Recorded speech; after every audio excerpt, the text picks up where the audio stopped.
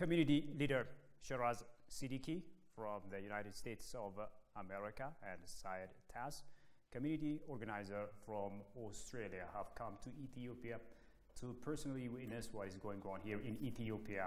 And I'm going to take this opportunity to ask them about their observations here in Ethiopia in this edition of Addis Dialogue. With the program, I'm Shfarao Laiko. To stay with us. Shiraz and Syed, thank you both for coming. It's an honor to be here and a pleasure to be here on such a prestigious network and share our ideas and our encouragement for the Ethiopian community. And I would also like to wish all Ethiopians happy Easter and Ramadan Mubarak to all. Thank you. Thank you. Thank you for inviting us. It's an honor to be here. Thank you. Thank you, Syed. So, as I said in my intro, you have been here in Ethiopia for some time now. Now, can you tell me some of the things that you observed? The first thing I would always share is peace and love and great hospitality. Okay. So it's not my first time. I always come here. You know, I was here in the diaspora thing now for Eat to Eat stuff. So it's always very welcoming and always very different than what is portrayed by the Western media. So that's the first thing that we are always, like experiencing is a difference between what's the image been created and what is the practical on-ground reality. Yeah. So we are witnessing that ourselves. Okay. That's sad. So what's special about Ethiopia if you've seen some? Well, that's my first time in Ethiopia. Oh, okay. And the people are very friendly here. They're nice. And I think Ethiopia is a nice country. It's not way, unfortunately, it's portrayed different in our media. So it's great. All right. Thank you. Thanks so much. Let me, jump straight into the matter and ask you about the current situations that Ethiopia is, grappling with.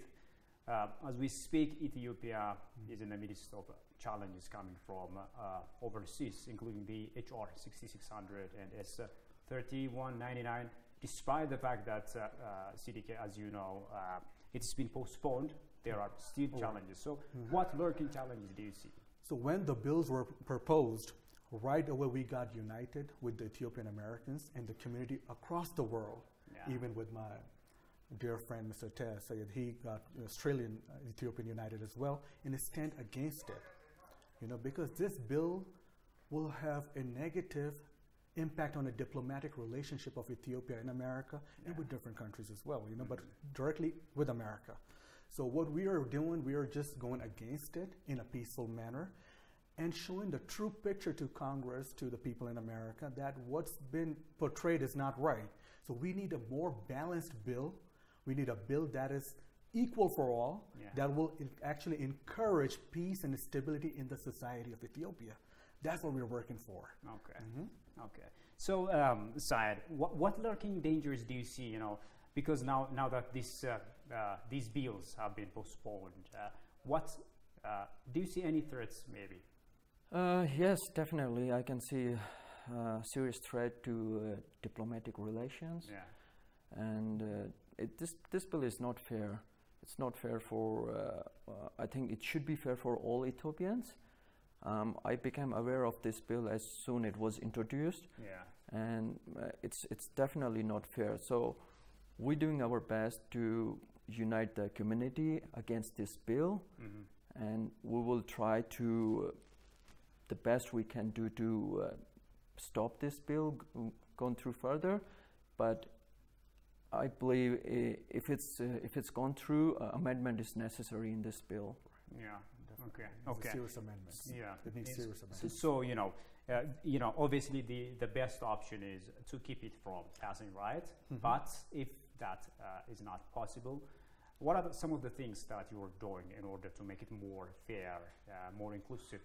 Do not undermine the majority of Ethiopians, because this bill, the way it's designed, is undermining the majority of Ethiopians and focus on certain issues, which is not good for the peace of the country.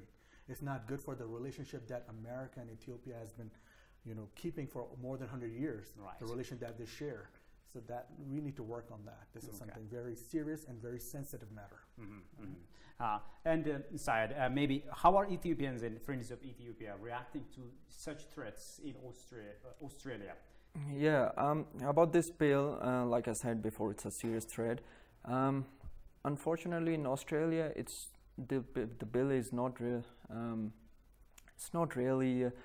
We're not doing much about it like in America they're doing, because Australia is spread and we don't have enough Ethiopian community. But we're working through social media. We have peaceful public events where we are trying to unite people against this bill.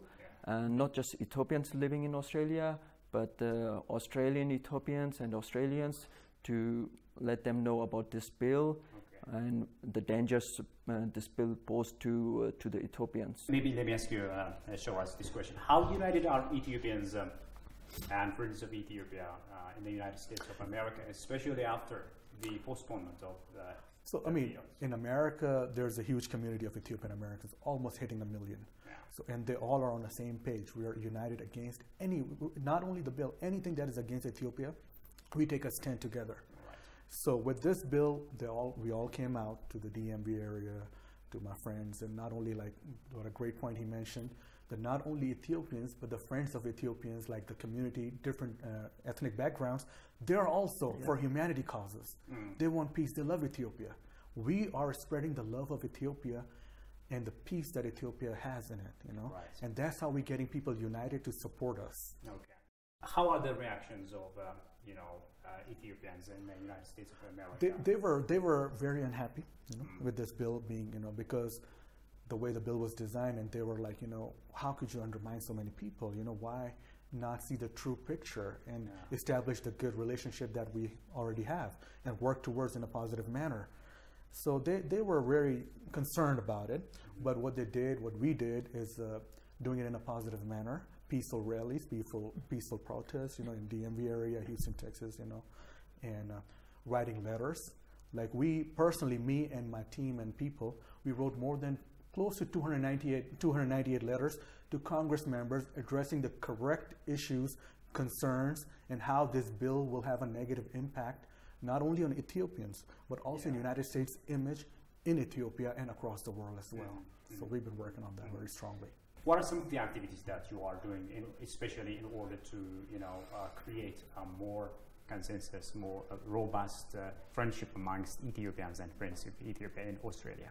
Okay, so I've been a social activist for almost 11 years now, and I started working with Ethiopians about 7 years ago. So when we started, we're trying to create a social platform to connect all the Ethiopians, Australians, and the Africans as well living in Australia. So when we started, we were only 40 people, and today we're standing at 1,179 people on this platform.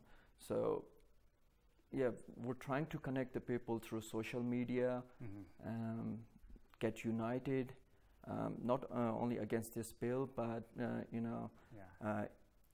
providing them social services to the new Africans coming in Australia and Ethiopians coming in Australia. In any way we can help them. All right, okay. What is your message, Shoraz, to Ethiopians in the United States of America and across the globe, in order to, come together and to get them to galvanize into action against such threats, or similar ones, of course, in the future? Peaceful rallies, protests, write letters, get involved with your elected officials, have direct, know-how, and just, express your concerns, because not only it's, like I said, not only affecting Ethiopia, but Ethiopians and America as well, because they have family here, they're connected and stuff. Right. So it really matters. And not only the bills, I mean, we have working on a lot of different development issues, trade increment, and with Pakistan as well, and United States as well. So we're working on that as well too. Okay. One of the challenges that not only Ethiopia, but the whole continent of Africa is facing is that they have, a negative image in other parts of the globe, including Australia, right? So in this regard, what are some of your activities in order to create, the right image, to popularize the right image of Africa? Yeah, unfortunately, this is true. But the real image of Africa it's not portrayed in Western media. So I can speak of Australia. But I've been here in Ethiopia, and I see how beautiful this country is, how beautiful people are. So again, we're recreating this powerful social media platform where we're trying to unite all Africans living in Australia and Australians as well to come to this country, visit it, spend time here. It's not like what they shown on TV. Right. It's totally different. Yeah. So we're trying to create this a social platform and do some social activities on weekends and festivals. We're trying to represent African culture, African values in our festivals. So yeah, that's we're trying to do our best to show real image of Africa, real image of Ethiopia to Australians. Okay. Are there any activities that you are doing in this regard, to create a positive image of? No, see, first thing is awareness of truth. So the events that I have, the events that I go to and speak, the first thing I do show the true picture of Ethiopia, the peace and love, and the stability, and what is shown on the media is totally different. Yes. So I've been involved for a lot of years, and now we have in Houston, Texas, we have a African Day. That is coming next month. Yeah. So I will be representing Ethiopia there as a symbol of peace, stability, and welcoming. So that's something that I'm doing, and I'm very much involved in the community events for almost 20 years in Ethiopian situations too, like Ethiopian Americans. I've been friends with them, I've been involved with them, I've been helping them as much as I can for more than 20 years, not only in Texas, but across the United States and across the world. That's the reason we are actually, me, him, and we have a few other people from Pakistan also joining officials. We will go to Turkey to show the true picture and the true image and share our experience together, what we experienced here, the hospitality, the great welcoming behavior, and what they show on the media is totally different what the actual image is. So that's why we're going there. Talking about media, I think they are still, propagating this erroneous information. Some of the media, of course. Of course, some medias, they work as a private entity in the Western world, and their motive is to drive profit and something that sells, which is unfortunately, it's not a good thing. Yes. And that needs to be addressed. And we actually, we had a little peaceful protest against fake news. So even in Houston, even in DMV area, even in Maryland. And one of my dear friend, Mr. Antenna, who is very active in the community in Ethiopian American Center in Maryland, also took a part in that too. All right. Okay, that's good news. Let me come to you and let me ask you this question. How united are Ethiopians in Sydney, especially, in providing more financial support to Ethiopia? And what are some of your activities in this regard? Unfortunately, they're not as united as in America. Like I said, I think, I believe we have about 20,000 Ethiopian population in Australia. That includes Australian Ethiopians born in Australia. So we don't have huge Ethiopians population. But what we're doing to unite them is trying to connect them through social media, doing peaceful public events. That's very important. That's very important for for this country, for Ethiopian country, because that's how you boost your economy. Right. So do send the money right way. So this is one of the major things that I discussed with him too, and we talked about it too, is sending the money through the right channel in a right way, because a penny, a birr that comes from outside is an addition to the GDP, is an addition to the economy. Right. So we are also doing this small movement, you can say, where we're encouraging not only Ethiopians overseas, not only diaspora, but people to invest in Ethiopia, bring the foreign investment in the form of visiting, buy a second home, or invest in business itself, and Ethiopia is open for business. So this is something major that we're working on, and as post-war, or you can say, after effects, it needs foreign investment. It needs the connection and the support. And I would also like to address that diaspora that my Honorable Prime Minister did. It was a great event, and I was here for that. And with a lot of friends, I had more than 42 of my friends came with me, and we stayed here for a whole month. Okay. So that's a very good thing, All right. Okay. Talking about the diaspora, I'm sure that you've heard about this. There's this Eid to Eid diaspora homecoming challenge. Prime Minister Abiy Ahmed spearheaded. So what are some of the activities that you are doing, if any, and what are some of your observations for it? So first of all, I would say this Eid to Eid introduction is one of the greatest things to clear the picture of Ethiopia. It shows the tolerance of religion, it shows the unity, it shows the peace and love that Ethiopia has for Ethiopians regardless of religion, regardless of anything. It's about peace and it's about uniting together. That's what we work for as a community organizer, as a community international leader. We organize community. So what Honorable Abiy Ahmed did is a great approach to show the world the unity, love, and the tolerance of the religion and how they work together. Yeah. Also, myself, I'm into, making people aware of that. Not only Ethiopians, but Muslims across the world and everybody. I'm welcoming everybody. Right now, in 2 days, we'll be going to Istanbul, and we have a nice gathering there at one of the restaurants my friend owns, Barak. So we have an event there, and we're going to encourage people to let's show support to Abiy Ahmed, let's show support to Ethiopia. And from there, we're going to DMV, like United States, and my friends will be traveling with me, encouraging Eid to Eid event. So that's like on an international platform.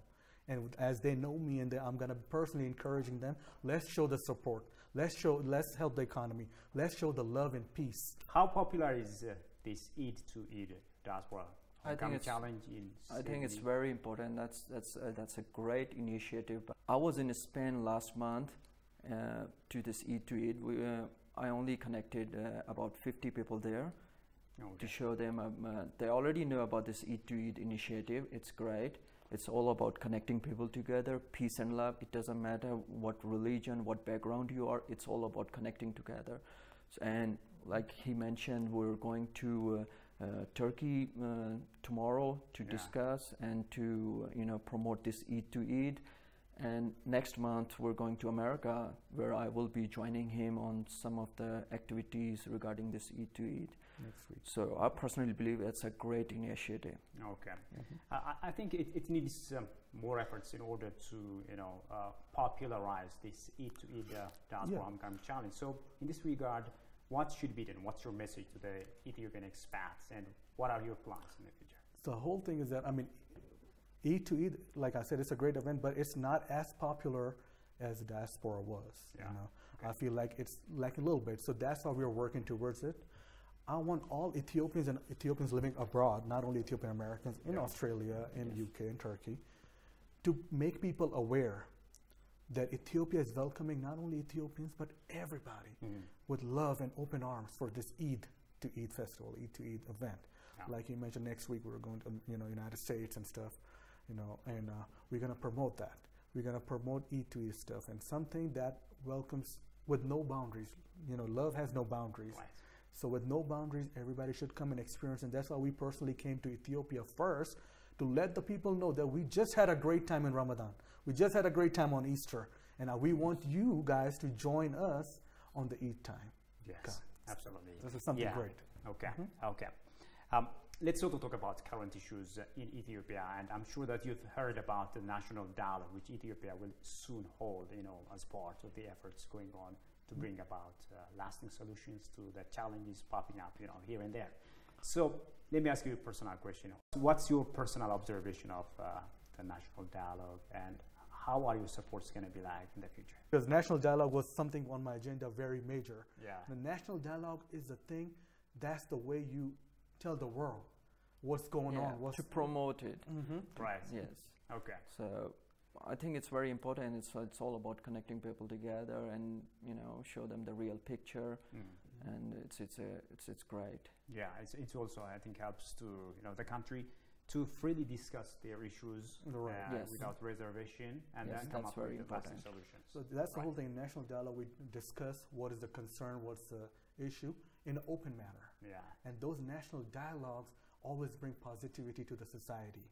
And this is very important thing, People really be like, oh, national dialogue. No, it's very sensitive, it's very important to speak and let that dialogues come. Yeah.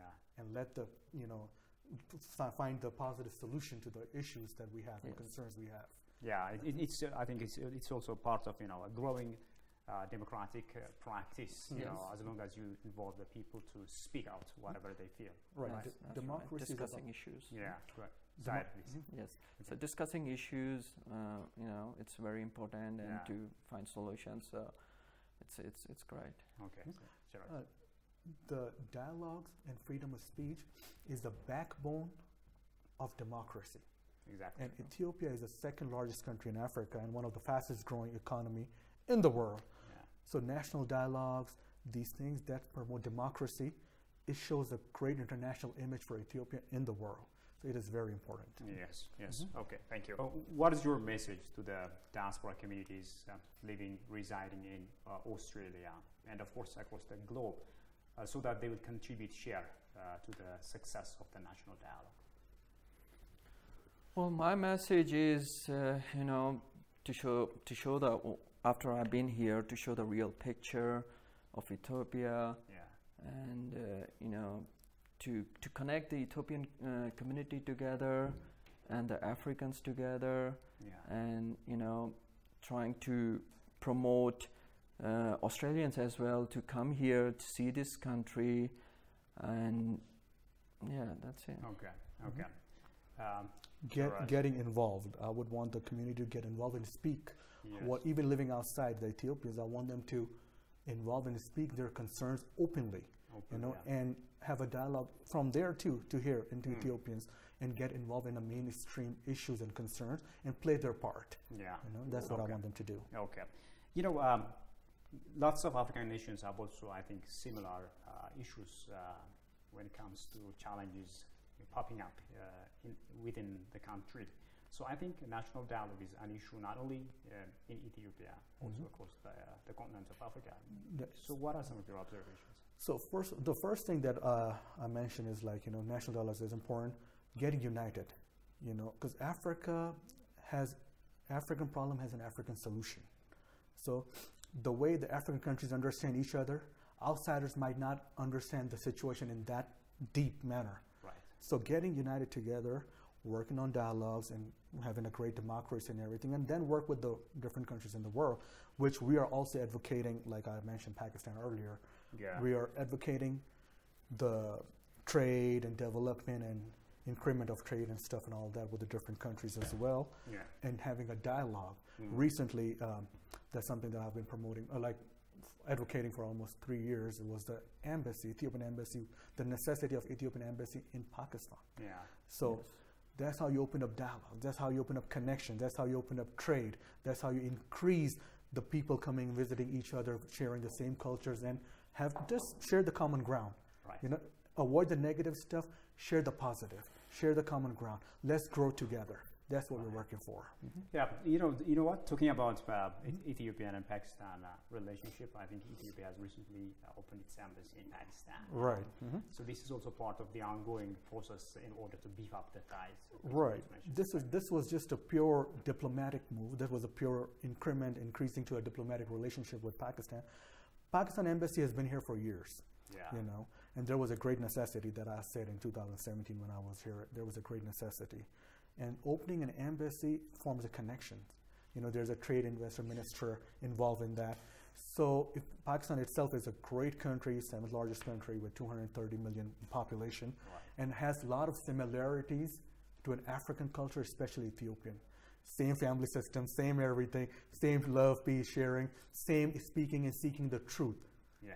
And Pakistan has also, in past, has been a victim of some media of a false fake news, which is not true about the religion, about this stuff, which was clarified later, you know. So Ethiopia is facing the same challenges. So we understand, as a Pakistani community, Pakistani American, as a Pakistani people, that I go to. I wasn't just recently in Pakistan, and he was with me too. Right. And I had another friend of mine, Mr. Kazim.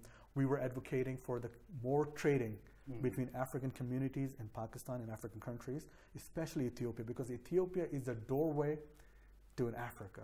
It leads whole Africa. The culture is very old. The hospitality is very great. It's a role model for the whole African continent. Yeah, yeah, thank you. Maybe let me ask you this question outside. You know, as he said, Ethiopia and Pakistan have had a long-standing bilateral relationship, of course, which should be, you know, reinforced through the ties of investment, So in this regard, what are some of your comments, as part of the efforts being made to, create a stronger link between Ethiopia and Pakistan in the investment arena? Yeah, Ethiopia and Pakistan, recently I've seen its, diplomatic relations have been increased, and, trade, I think trade was increased back in 2015. It was different, now it's different. So Ethiopia is second largest population in Africa, and it's the fastest growing economy. And like he mentioned, it's the doorway to Africa. So we're trying to connect the diplomatic relations and the through political to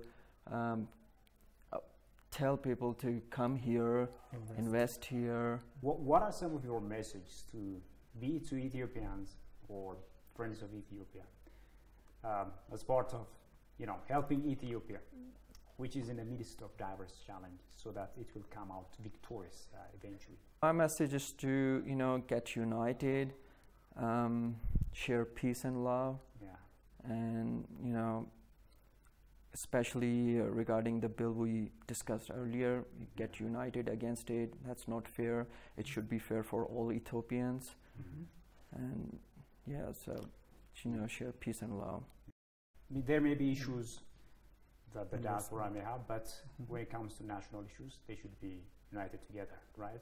Yes, when it comes to national issues, it should be united together. Not just Ethiopians living here, but Ethiopians all over the world. It should be together. Okay, thank you, Syed. And Shiraz, what's your message? Yeah, I will just add to it, and I'll also revise his message as well, that let's get united, let's work peacefully, stand for Africa, stand for Ethiopia, and let's invest in Ethiopia.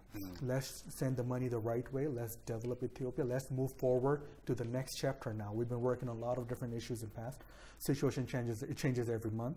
Now is the time for us to grow together, to invest together, to increase the diplomatic relationship and ties with United States, Europe, and Pakistan region stuff, and increase the trade, increase the investment, increase the people visitation, like Ethiopians going to Pakistan, go through embassy, enjoy the great city of Islamabad and Karachi, them coming here, enjoying the great culture and the great food and great injera in Addis Ababa. So this is how we share love and unity.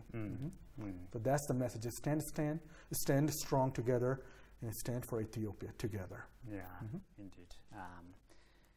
All right, Syed, Taz, and Shiraz, thank you so much, both of you, for your wonderful ideas, and I hope you have had great time here in Ethiopia. Of course, it's a pleasure to be here on such a great show with you. It's like amazing, and it's a platform to share the truth.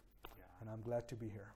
Okay. Thank you. It's an honor to be here. It's great. Thank you. All right. Thank you.